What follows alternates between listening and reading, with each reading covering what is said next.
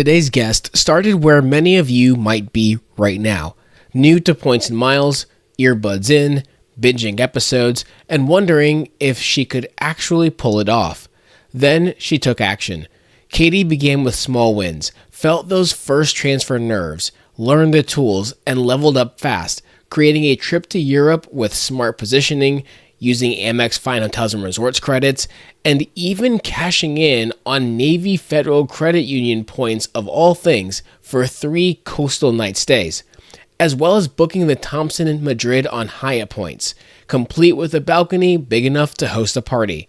And she flew home an American flagship business in lie flat luxury. Her total cash outlay? About $600 for her and $600 for her friend. If you've been stuck at beginner, well, this is the play-by-play of how to level up quickly, what she learned, what she booked, and the exact moves that turned Lisbon, the Algarve, and Madrid into a string of Points and Miles wins. Welcome to the Revolutionizing Your Journey podcast. I'm your host, DeAndre Coke. Today we have a fantastic guest ready for all of you all. But before we introduce her, a couple quick reminders. First, that you can watch all of these episodes in their full entirety on our YouTube channel, Boldly Go World. At Boldly Go World, I should say. At the same time, we do have our vlog style videos on our other YouTube channel, that's Boldly Go Travels. And for those of you that watch our content on YouTube, don't forget on Fridays, we have our up-to-date Points and Miles and travel news that comes out on the audio only version of this podcast every Friday. So Apple Podcasts, Spotify, etc. And that's going to be everything that you need to know that's up to date within a week at least when it comes to points, miles, travels, deals, etc., etc. So without further ado, I want to introduce a fantastic woman for all of you. Her name is Katie Powers. Katie is a both friend and client of mine, and through our conversations in financial planning and travel, that's how she initially got into the world of Points and Miles. She has been binging this podcast, as she says, very heavily over the last year or so, and she's had some incredible redemptions. So after talking with her, I thought it'd be great to have her come on the show and to give her perspective of someone that's newer into Points and Miles that's already had some really cool redemptions. So Katie, welcome to the show. Hi, thank you for having me. Absolutely. So Katie, tell us a little bit about yourself, your background, what you do for a living. And I know I already teased how the connection got into the Points and Miles world, but I'd love to hear it from your end. Yeah, so a little bit about me. I do real estate. I've done real estate for a very long time. In the last year, I also started working with Electrified Marina. We sell electric boats. It's a very new industry. It's out of my comfort zone. It's been quite an experience, and it has also involved a little bit of travel, which is a big benefit. So that's a little bit about what I do for work. DeAndre and I have been friends for a while, and I have trusted him with my financials for a while as well. And it's been something I've kind of watched. Sometimes you just watch people before you decide what you think about certain things. So it's been really cool to watch your travel develop and me have a better understanding of what you do and dabble in it a little myself. So how I started being interested in Points and Miles is, again, just kind of seeing what you were doing and hearing about it. And travel is something that really just kind of brings my soul back to life. It's important to me, and it's something that based on different seasons of my life, I have or have not been able to do as much as I would want to. And in this last year, I made a goal for myself to do 1 trip a month. And they didn't all have to be out of the country or even fly, but it was a big part of my goal for 2025. And so far, I am right on track. I have 1 more trip to plan in December. I've got my November trip planned. So I wanted to be able to do that and also do it financially responsible. So that was a big motivator in understanding more about points. I also have a little bit of bougie taste. I like the nice things sometimes. And paying like $4,000 for a one-way business class flight to Portugal was like, oh, that's a lot of money. So using points has definitely been something that it's like a healthy hobby, I would say. Instead of scrolling, you're just kind of researching different websites and hotels. And I can't say that it's not a little bit addictive, because it is, but it's better than just brain rotting, as they say. I love that. I love that. So the points and miles research and travel has helped to eliminate some of the doom scrolling, which I never really thought of, but that's true. You spend so much time just researching and finding trips that takes away time for doing things that aren't productive at all, which I love that terminology that it's a healthy hobby. So, Katie, a question for you, just for a little bit of clarity, because you just said, hey, I wanted to travel. My goal is to travel, make one trip a month this year. That's 12 trips. From a comparison standpoint, in last year or years past, how many trips were you taking a year? Because I think that could really help create some perspective on what points and miles has allowed you to do.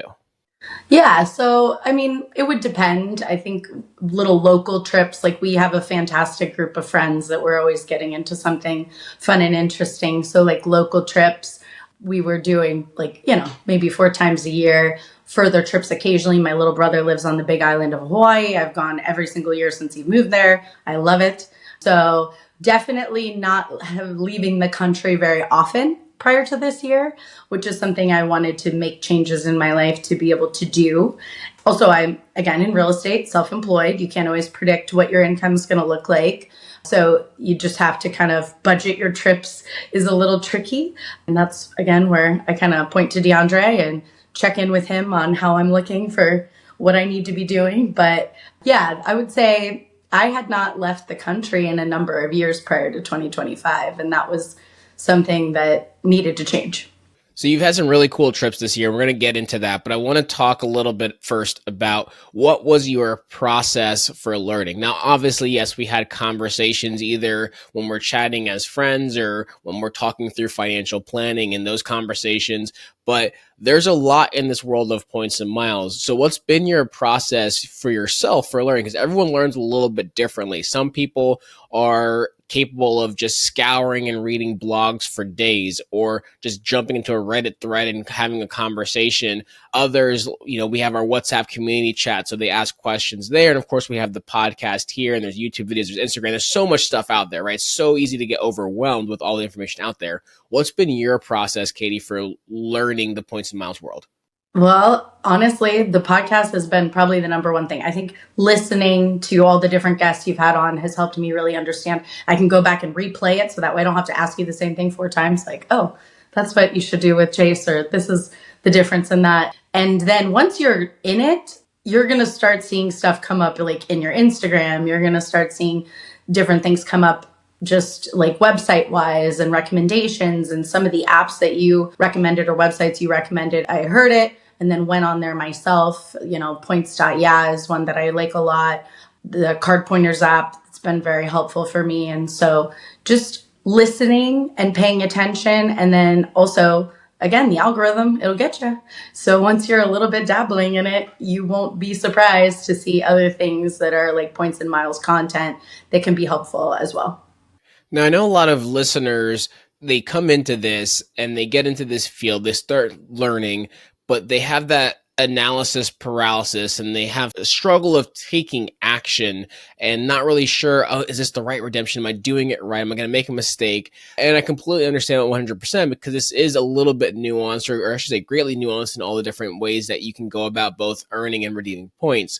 I'm curious for you, if I remember correctly, I'm going to guess you've been in this world, in this hobby for a little over a year now, around a year-ish.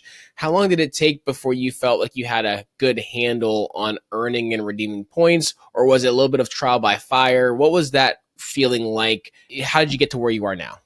So yeah, ahead of this last year, I would say I understood the portals and I understood that I was earning points with my Amex, or that was really the main card that I had started with. So I understood that. But in the last year, I've become more comfortable with transferring. That's probably still the most stressful point to me. Like I did an Air France transfer to get to Switzerland. But anyway, that was a little bit stressful, especially when it's not an immediate, when you see your points just go somewhere and then you just kind of have to wait before you can book something. That's probably still the most stressful part. But I would say that a lot of it is that I'm an oldest daughter and I'm not afraid. I don't have analysis paralysis. Could be a good thing or a bad thing, but I definitely am a little bit like jump off the rock type of personality. So I wanted to try some different things for myself. And I had a really good success early with like Alaska airline points when it was still the workaround through Amex. And I did end up transferring like a chunk of points to still have some Alaska airline points there. And that was really nice. I really think that once you are able to redeem your points for so much more than you would get out of the portal, it then just becomes more and more like, all right, like I want to figure this out. I want to understand this better. I want to make sure that my money is working for me in the best way that it can. Yeah, and I can completely understand that because one of the things I like to talk to people about is the fact that just get that first redemption. Like once you do the first one or even that first transfer, that's going to really give you a lot more confidence. And I will say, as someone that's been in this world for, I don't know, north of a decade now, I still get like heart palpitations when I hit the transfer from Amex to whatever button or Chase to whatever button, right? Like, you double check your research. All the sites say it's an instant transfer. And then you hit the transfer button and you're like, please let it actually be instant this time. Hopefully their whole system doesn't crash this time. I don't lose all these points this time, right? So I still get that little feeling of before I do it. And I've done it, I don't know, dozens upon dozens of times. So I 100% get that aspect, but the fact that you started to take some redemptions and making it happen, I think obviously, as you said, that helps build the confidence. And once you start doing it, it just keeps flowing and keeps happening. Now, would you say that there's been a concept outside of the feeling of the anxiousness of actually transferring points? Has there been something that's been difficult to wrap your head around, or what's been the hardest thing to kind of wrap your head around when it comes to points and miles so far? I would say the variation of value you get. It's just so vastly different. And then that's where maybe the analysis paralysis comes in, is like you start not wanting to spend your points on other things because you got such a good redemption doing this one particular thing. So it is that's been a concept that's a little difficult for me, because there's a lot of things where it's like, oh, generally it's about the same, or generally this, but there can be a huge multiplier difference of what value you're getting out of your points, not just from a dollar standpoint, but also from like an experience standpoint. So that part has been difficult to wrap my brain around, as well as it can be a little bit difficult to know, like, all right, which credit card should I be using in this situation? There's a lot of changes, as you know, all the time in the points and miles world. So it's hard to predict what will still be holding its value. Luckily for me, like I've been traveling enough and I travel enough, and I'm good about using the benefits of the cards that I do feel like I get a value out of those yearly fees that I'm paying. So that part has not stressed me out, because I've done the numbers and it's like, okay, this actually works out. I want to go to Lululemon anyway, and I like to sit in the lounge, and I would be spending $50 to have lunch and a drink anyway at the airport. So I like that part. That part has all made sense to me. I guess it's just the vast unknown and the vast, like, different options that you have and how they are rarely even remotely the same. I can absolutely understand that. And that's why there is an angle of talking through cents per points and value of redemptions and the value of points. And at the same time, and that's where like the logical advisor in me kicks in, the analytical side. But even when it comes to financial planning, I talk about emotional decisions can also be just as valuable. And although you might not get the largest value out of your points that you could possibly get, right? If it's something that makes your heart happy, if it's an opportunity of a lifetime for you and your family or whatever it may be, that can be hugely beneficial as well and have a value that you just can't quantify with cents and points and dollars respectively. But I want to transition a little bit, Katie, and ask a question around velocity. And what I mean by that specifically is a lot of times people get into this world, and next thing you know, they go gung ho and they're like opening up a new card every 2 weeks. And the next thing you know, within like 4 months, they've got like 15 cards, right? And they kind of go wild with it. And then there's other people who are like, I'm going to take my time. I might start with one card, maybe move to the next one, and so on and so forth. So I'm really curious, out of the last year or so, what's been your velocity, your strategy when it comes to sign up bonuses and different things like that? Because of course, everyone's in different spaces and everyone has different spending capacities.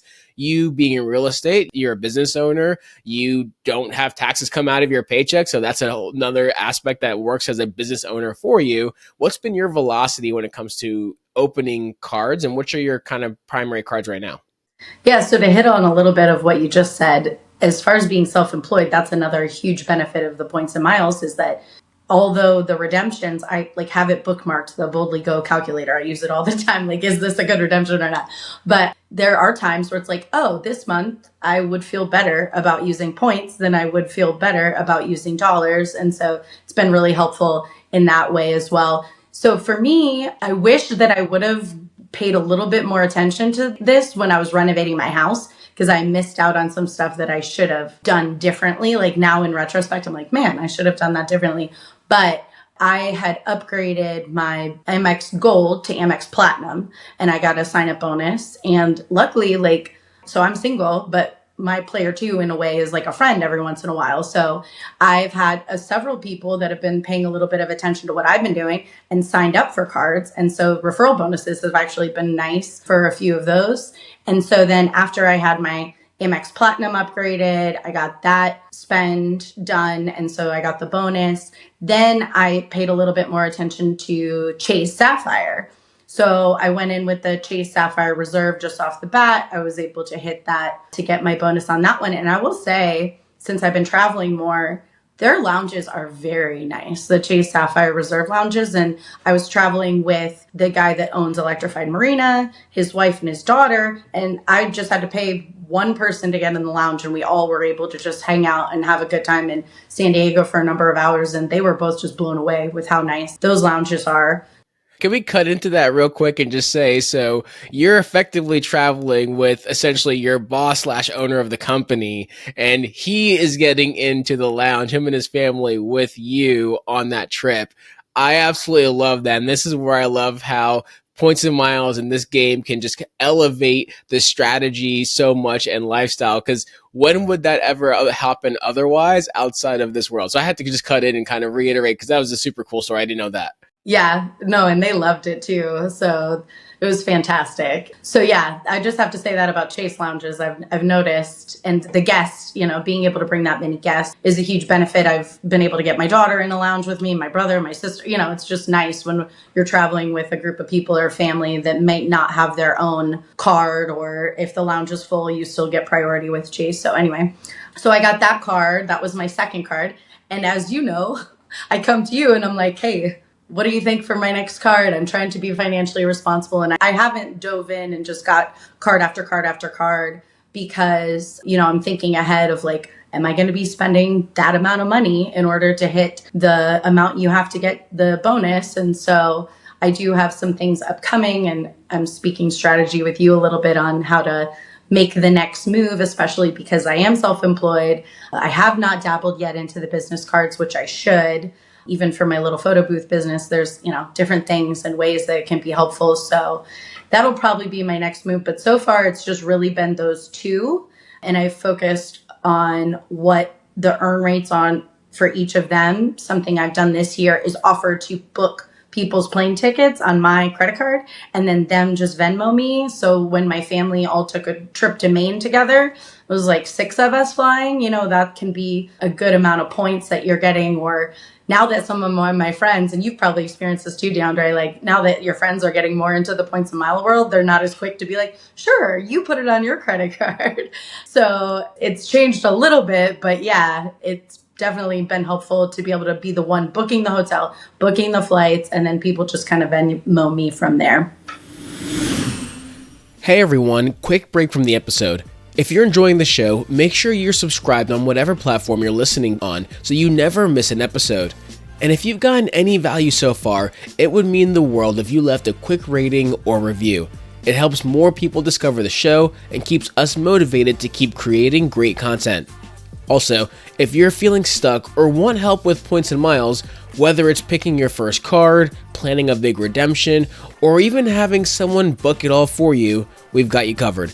There's a link in the show notes to schedule a free points and miles consultation. Just fill out a quick questionnaire, tell us your goals, and we'll take it from there.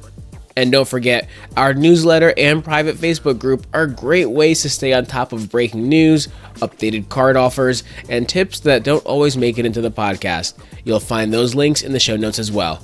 Now, back to the episode.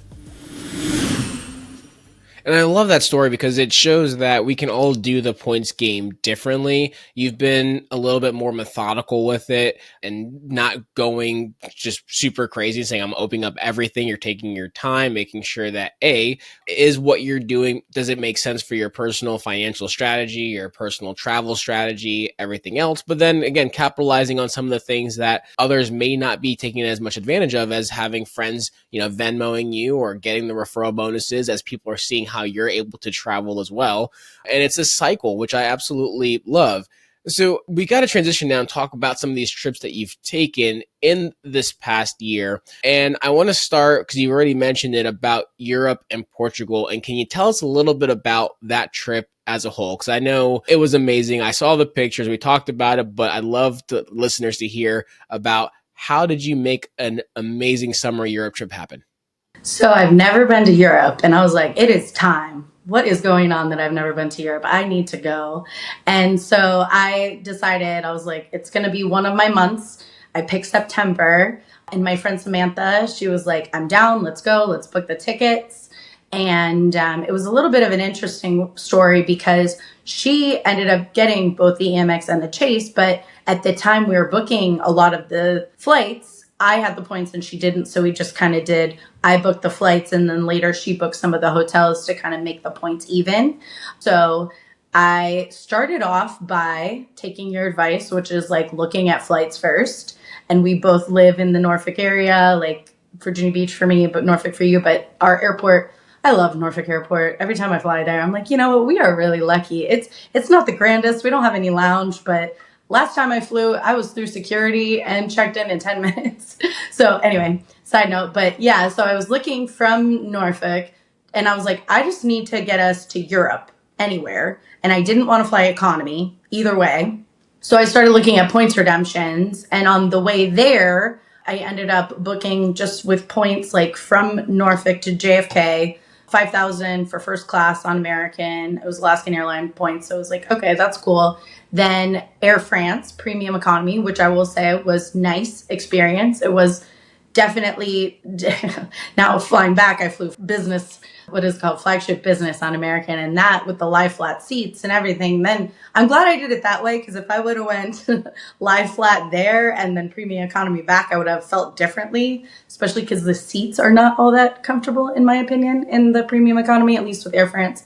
But yeah, so I just found a flight that was a good amount of points to get to Europe, and then I figured we could just buy little flights within Europe. So it was like 30,000 points to get to Switzerland per ticket for premium economy. So we did that. And a little bit interesting story, I didn't know that there's two sides of the Geneva airport. And so like there's the French side and then the Swiss side. And we walked out on the wrong side and we're very confused on where our airport shuttle was to the hotel. But we got it all figured out, thank goodness. So anyway, Geneva just did one night there. And then there was Amex, like if you spend $300, you get $100 back. So we did that for one night.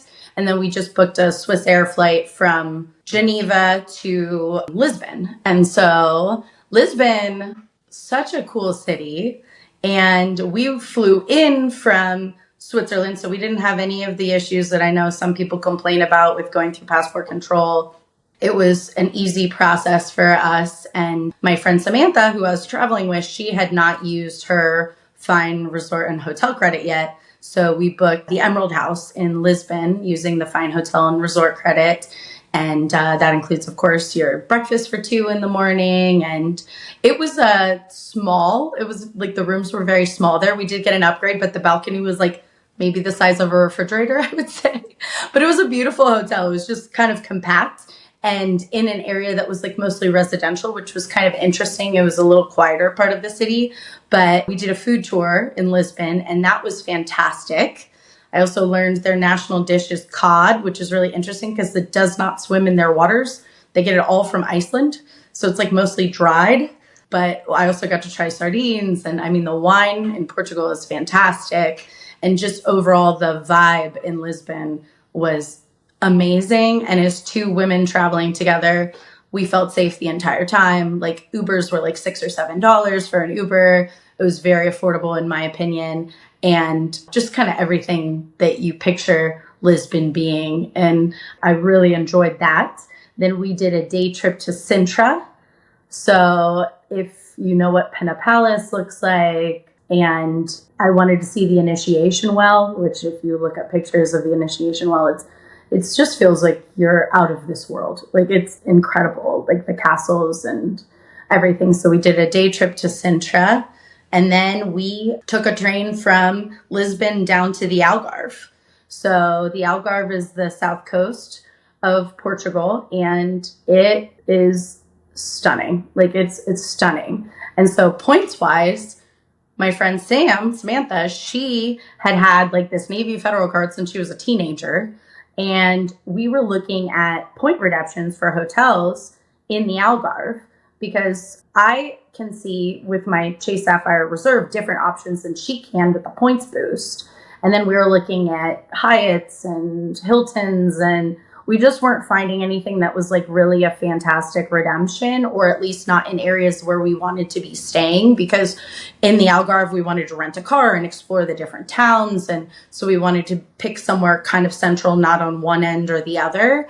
And so she looked in her Navy Federal portal, and she had this beautiful golf hotel resort in the Algarve that she could reserve on Navy Federal points, which again, you can't transfer out. Like those points are there. And so she was able to do a redemption for the 3 nights that we spent there. And that resort was beautiful. It had breakfast included every morning. I mean, I didn't play golf, but I guess it's a famous golf resort. There was a lot of people there. You could tell very specifically for golf, but it was just very sprawling and spread out. And our room was huge. It felt more like a villa than a room. So that was beautiful. And it was also a great place to launch from for us to explore the different towns and areas. And we took a catamaran ride, which was one of the highlights of my trip from Albufeira. And it was, I think, 2 or 3 hours. And the Benagel Caves is part of what you see. So instead of like, there's a trail you can hike above, or you could see it from the water. But, you know, the caves and the coastline was fantastic. But like there's just these dolphins that put on the most amazing show I've ever seen. And I've been out on boats quite a bit, and I've been around wildlife quite a bit. And it was just such a stunning experience to be at the front of that catamaran, like sitting up, and there's dolphins just surrounding us, and we're in Portugal, and the coastline is just stunning. So I really liked that. And the Algarve, it has a different vibe in every town that you go to. So a lot of them have little castles or historical monuments, and you just drive, and one town might be mostly whitewashed buildings and you feel like you're in Greece. And then another little town is just specifically known for its chicken. And then you go to another town and it's like very focused on wine.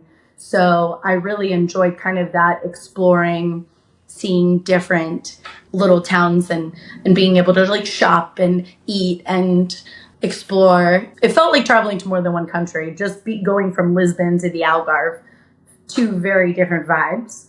And so from there, we flew Ryanair, which is an experience. It feels like you're in an infomercial the entire time. But it was really cheap. So we flew Ryanair from Faro, which is the airport down in the Algarve, to Madrid. And I was the most excited about our hotel in Madrid. We stayed at the Thompson Hotel, which is a Hyatt property. And I think we did 25,000 points a night there. And the suite that we got, I mean, I was blown away. The balcony, I could have had a party of 30 people on that balcony. Wow. It was a corner balcony. It overlooked the city square that we were in. Everything that you want to see in Madrid was walkable from there. Literally, we took an Uber from the airport, took an Uber back, and between that, we just walked to the palace and, you know, the major squares and everything that was kind of on our list to see in the very short 2 days that we were there. We went to a lot of museums, and of course, I had to have paella, and, you know, it was my 2 days in Spain, so I was like eating and drinking all the Spanish things.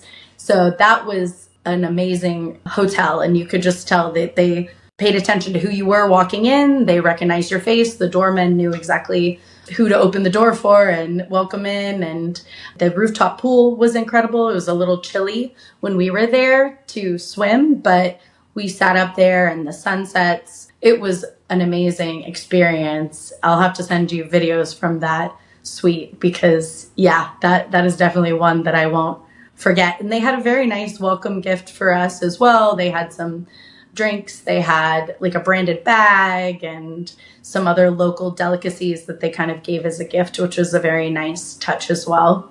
Did you reach out to them ahead of time to let them know that you were coming? Did you book the suite on points? Did you just get the upgrade? I'm really curious as to how did you get the suite? How did you get a welcome bag? Or is that just kind of what they delivered to you? You just showed up and they were like, here, we're laying out the red carpet for you guys. Yeah. So Sam booked it with points. And I think it was just the 25,000.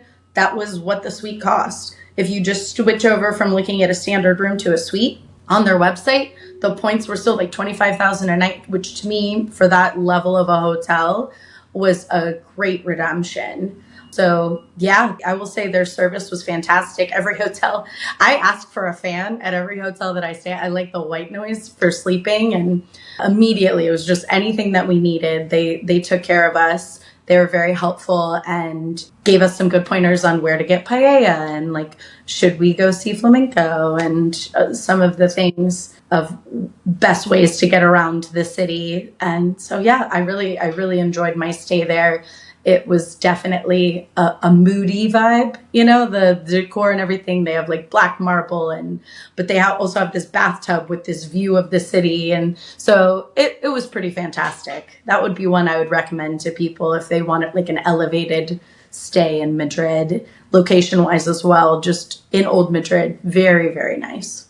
Now, did you have a direct flight back to the States from Madrid, or did you get the position to some other part of Europe to get back? I know you said you flew American flagship first on the way back. This was my very favorite redemption because I actually found it all the way from like Madrid to Norfolk in one fell swoop point wise, which is pretty rare. Our stop off was in JFK on the way back. But yeah, so it was with American. It was the flagship business. It was my first time ever flying lie flat seats and having that whole experience with the multiple course meals and the flight attendant who just literally like did everything for you. And it was so fantastic and so comfortable.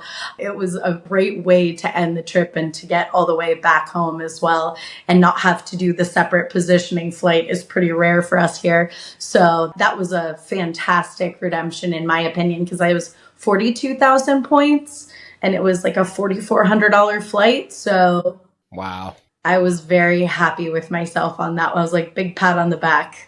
That's a great job. Almost a 10-cent redemption right there alone on just that one component. I absolutely love that. I want to unpack a couple of things that you mentioned. So you flew into Switzerland. You flew out from Madrid. Your overall goal is you wanted to get not just to Europe, but Portugal specifically. I'm really curious. I'm going to make an assumption here, but tell me if I'm wrong that when I know you already said that you just had to get to Europe, right? So that's how you figured out you found the flight with a great deal on points to Switzerland.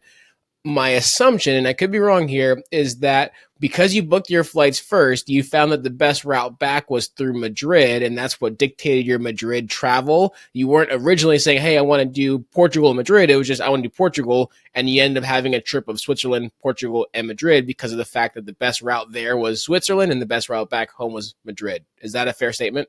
You nailed it. That's exactly it. I based the trip around the flights because I was like, you know what? If you can fly somewhere for $70 within Europe, I just feel like I was willing to make a couple of shuffles in the trip to get the flights that I really thought were an amazing value. And I wanted to see as much as I could with also not feeling like as soon as I settle in one hotel, I'm at another one. So we, again, the 2 nights, 3 nights, 2 nights, it wasn't a terrible amount of change. I think it was a good pace, at least because with my first trip to Europe, I definitely was like, I want to see all the things. I want to do all the things. I was hoping for more stamps in my passport, but as everybody's knowing now, they're not stamping a lot. I got one in France because I left the one section of the airport to go to the lounge and then got stamped back in, and then nobody else was stamping my passport. But I was able to see 3 different I mean, technically we stopped in France, but that doesn't count if you don't leave the airport in my book. But yeah, so Switzerland and then Portugal and then Spain. So Madrid, the energy was just fantastic. Like it felt a little bit like a more fashionable, I don't know how to describe it besides it was a little bit electric, and we were able to actually go to one of the best bars in the world, which I know you and Taryn are big fans of. So we went to Salmon Guru, and we timed it right because I guess a lot of times it's not a big space. A lot of times it's a significant wait and they don't take reservations because I tried. So we timed it exactly right, but it was a very interesting like atmosphere. I don't even know how to describe it because it was like pop 90s slash under the sea vibes slash action hero. I don't know. It was an interesting bar, and they're very comical in their menu and some of the ways that they were naming things, but the drinks were fantastic and all the food that we tried there was amazing. So I can see why it got rated as one of the top 50 bars in the world for sure. And there's definitely a reason why we always make an effort wherever we go to try to stop into any and all of the top 50 bars that we can in the cities that we go to, especially because the list changes every single year as well. Well, Katie, I want to start wrapping up here a little bit, but this was awesome as we started to unpack this trip and this experience, because the key things I want to hit on for someone new is that you set your destination as Portugal and you kind of figured out how to do it, and you found the most ideal flight to get there and flight back. And that wasn't directly to Portugal. And you lucked out that getting back home was all the way through Norfolk, but your first flight was another positioning flight, which you used points from out of JFK. So you clearly have followed the principles of points and miles to say, how do I kind of get in the general area and back? And then you figure out the small pieces in between and you build a trip that way. And while that's very different from the way of traveling, typically where you say, oh, I want to go to Portugal. What's the cash cost to go here on these days? Cash cost to go back. You did it the right way from a points and miles standpoint. So my question for you, Katie, if you happen to know, roughly, how many points in total did you guys end up using, and roughly what would have been the cash equivalent in general? Or how much cash did you actually outlay, and do you know roughly how much it would have been if you had not used points? So I know that we each ended up spending about $600, and then we each ended up spending probably 80 or 90,000 points. So I have added up, I mean, it's over a $10,000 trip with the airfare. Just the flight home alone was $4,400. Some of those hotels are $800 a night. So we saved, both of us, me and Samantha both saved, I mean, at least $4,000 each, $5,000 each, not spending our dollars, but are spending our points instead. And really 80,000 points, that's less than her sign-up bonus. So, and that was less than the bonus that I got. So really with opening one credit card, we planned this fantastic trip to Europe and we're able to see these different countries. And so that is very exciting. And again, I'm a beginner.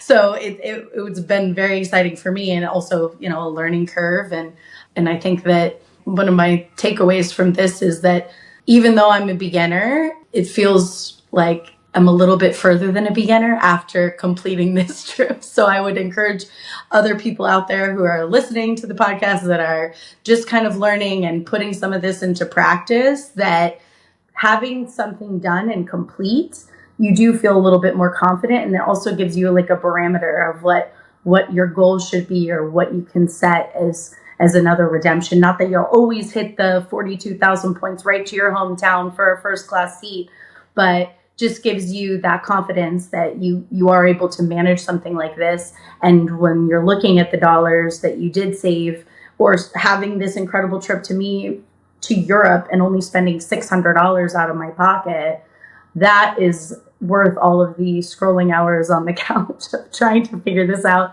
and listening to the podcast and just constantly being able to like learn and grow in a different area that merges two things that I love, which is travel and then also saving money. I think a lot of you out there listening feel the same. So we're kind of figuring this out together. I just feel like I'm one of the other listeners, but if I can do it, definitely you can too. I love that. I absolutely love that. That is a fantastic way to wrap up the show. But I still have to ask a couple last questions before we do, which is the first is what's next with points now? You just said that this kind of changed your perspective, made you see what's possible. What's your next big redemption that you're trying to either plan out or already have planned out? So, as I mentioned, I'm doing one trip a month this year, and here we are in October. And my November trip, I'm taking my daughter to Puerto Rico, and we're going to stay at a Hyatt there that's pretty fantastic in the rainforest. So, that's going to be a redemption for points. And then I haven't planned December yet, and I don't think I'll be traveling at the same exact pace next year, but I definitely have some very exciting trips that I have in mind that I look forward to. And so, yeah, Puerto Rico is the next one for November. That should be a great trip. And all the Hyatt properties that I've visited so far, I've been really impressed with. So I'm sure that one will be not an exception to the rule. Well, Katie, I know you're an accomplished real estate agent and you have this very unique component as well of being in the electric boat sales world also. So where can the listeners follow you?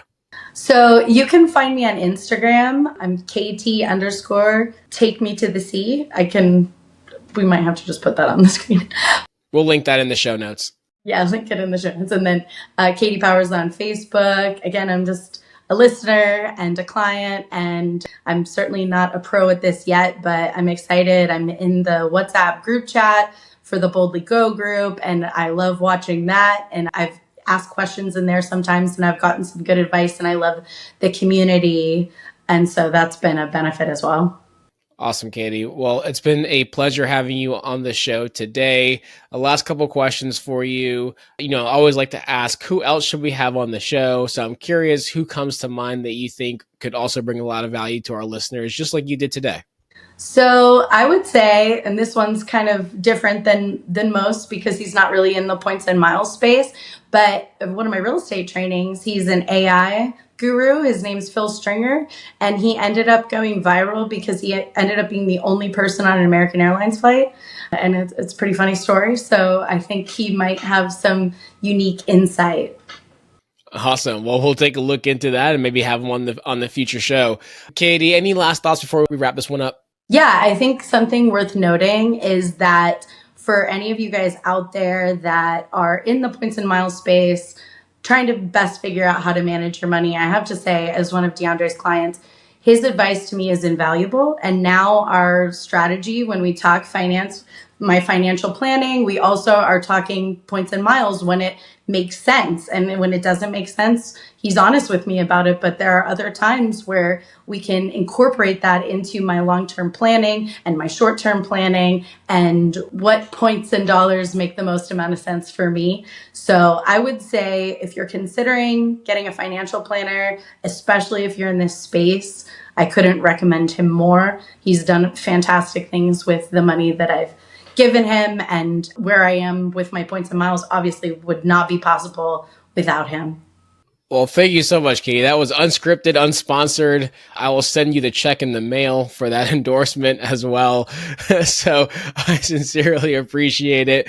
But thank you seriously, though, for being on the show today. I think your angle, your bringing the beginner standpoint of points and miles is fantastic because oftentimes we have guests on this show who are absolute experts and even way more knowledgeable than me in the points and miles space. But I do think it's important to go back to basics often and not just oftentimes I talk through the philosophy of points and miles, but also someone that's newer in the space showing how they did it themselves.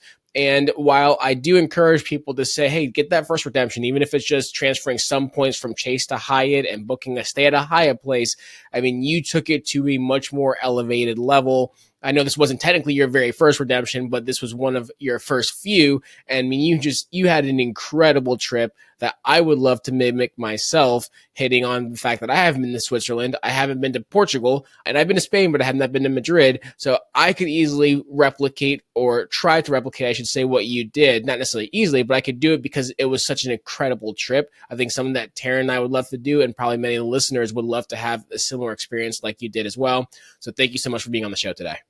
Thanks again for having me. Absolutely. For listeners out there, if you enjoyed this episode today, be sure to follow us on all social media channels, sign up for our newsletter, our YouTube channels, all the things, our Facebook group if you're not in there already, as well as Katie alluded to the WhatsApp community chat. We have a very vibrant, very engaged community there as well.